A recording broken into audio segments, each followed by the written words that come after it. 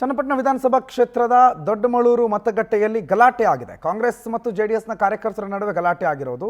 ಸಾಮಾನ್ಯವಾಗಿ ನಿನ್ನೆ ಬಹಿರಂಗ ಪ್ರಚಾರ ಮತ್ತೊಂದು ಮಗದೊಂದು ಮತಯಾಚನೆ ಎಲ್ಲ ಮುಗಿದಿದೆ. ಇನ್ನು ಕಂಪ್ಲೀಟ್ ಆಗಿ ಮತದಾರನ ವಿವೇಚನೆಗೆ ಬಿಡಬೇಕು. ಆದರೆ ಇಲ್ಲಿ ಮತಯಾಚನೆ ಮಾಡ್ತಿದ್ದಾರೆ ಮತಗಟ್ಟೆ ಬಳಿ ಅನ್ನುವಂತಹ ಆರೋಪದ ಹಿನ್ನೆಲೆಯಲ್ಲಿ ಕಾಂಗ್ರೆಸ್ ಮತ್ತು ಜೆಡಿಎಸ್ ಕಾರ್ಯಕರ್ತರ ನಡುವೆ ವಾದ ವಿವಾದ ವಾಗ್ವಾದಕ್ಕೆ ಕನ್ವರ್ಟ್ ಆಗಿದೆ. ಕಾಂಗ್ರೆಸ್ ಮತ್ತು ಜೆಡಿಎಸ್ ಕಾರ್ಯಕರ್ತರು ಗಲಾಟೆ ಮಾಡ್ಕೊಂಡಿದ್ದಾರೆ. ಅವರನ್ನು ಅರೆಸೇನಾ ಪಡೆಯವರು ಚದುರಿಸಿದ್ದಾರೆ.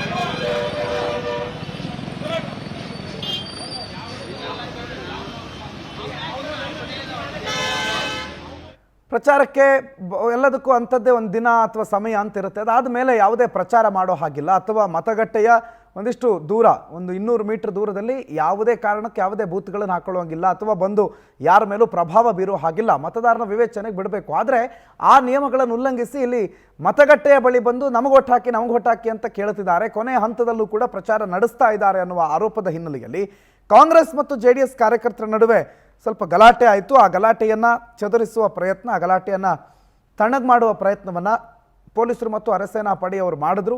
ಸಾಮಾನ್ಯವಾಗಿ ಚುನಾವಣಾ ಮತಗಟ್ಟೆಗಳ ಹತ್ತಿರ ಈ ರೀತಿ ಗಲಾಟೆಗಳಾಗುತ್ತೆ. ಬಟ್ ಈ ರೀತಿ ಗಲಾಟೆಗಳಿಗೆ ಯಾವುದೇ ಕಾರಣಕ್ಕೆ ಆಸ್ಪದ ಕೊಡಬಾರ್ದು. ಗಲಾಟೆಗಳು ಏನೇ ಇದ್ದರೂ ಅದನ್ನು ಪೊಲೀಸರು ಅವಕಾಶ ಮಾಡಿಕೊಟ್ಟಿಲ್ಲ. ಗುಂಪನ್ನು ಚದುರಿಸೋ ಕೆಲಸ ಮಾಡಿದ್ದಾರೆ. ಬಟ್ ಸ್ವಲ್ಪ ಅಲ್ಲಿ ಈ ಗಲಾಟೆ ಆಗ್ತಾ ಇದ್ದಂತೆ ಬಿಗುವಿನ ವಾತಾವರಣ ಅಂತೂ ನಿರ್ಮಾಣ ಆಯಿತು.